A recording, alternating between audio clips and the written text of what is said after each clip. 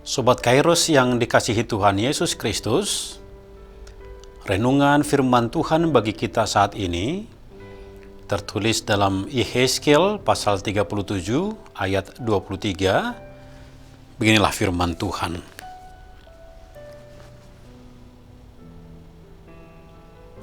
Mereka tidak lagi menajiskan dirinya dengan berhala-berhalanya atau dewa-dewa mereka yang menjijikkan, atau dengan semua pelanggaran mereka.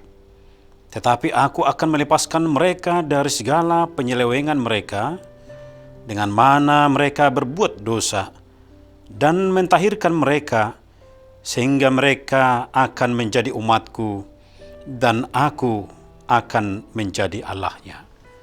Demikianlah pembacaan firman Tuhan. Sobat Kairos yang berbahagia, apa yang kita rasakan ketika teman atau orang tua atau siapapun yang kita sakiti, atau kita berbuat salah kepada mereka, dan pada saat itu juga kita diampuni dan kesalahan kita tidak diingatnya lagi.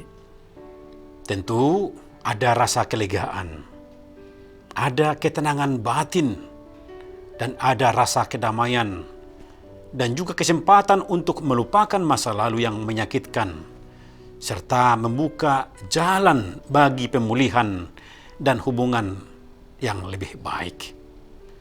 Sobat Kairos yang berbahagia, itulah yang kita lihat dalam nats firman Tuhan hari ini, di mana terjadi pemulihan hubungan antara Tuhan dengan umat yang bersalah.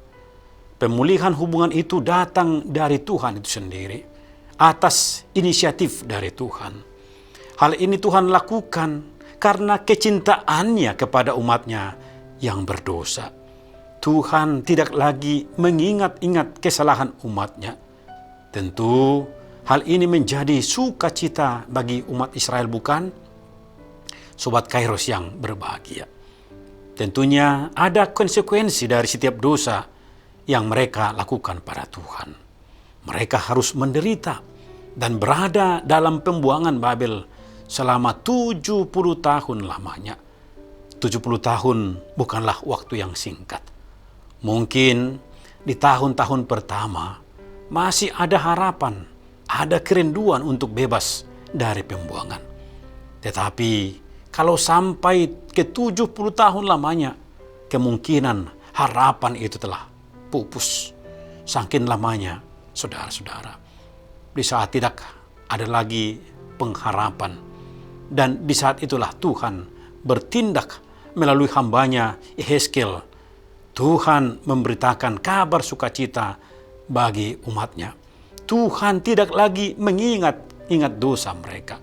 Bahkan Tuhan akan menyingkirkan berhala-berhala yang menjadi penghalang persekutuan Tuhan dengan umatnya, dan akan membawa mereka kembali ke Yerusalem, di mana Tuhan akan menjadikan mereka kembali sebagai umatnya, dan Tuhan akan menjadi Allah mereka.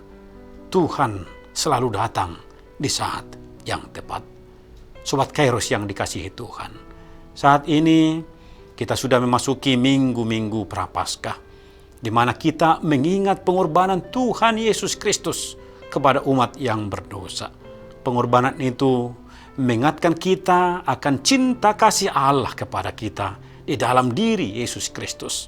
Sukacita bagi kita karena kita tidak lagi berada dalam hukuman akibat dosa dan pelanggaran kita.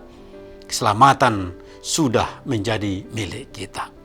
Keselamatan yang dari Tuhan diberikan menjadi penyemangat bagi kita dalam menjalani kehidupan kita saat ini. Tentu banyak pergumulan, ya benar. Banyak persoalan, tantangan, ya benar.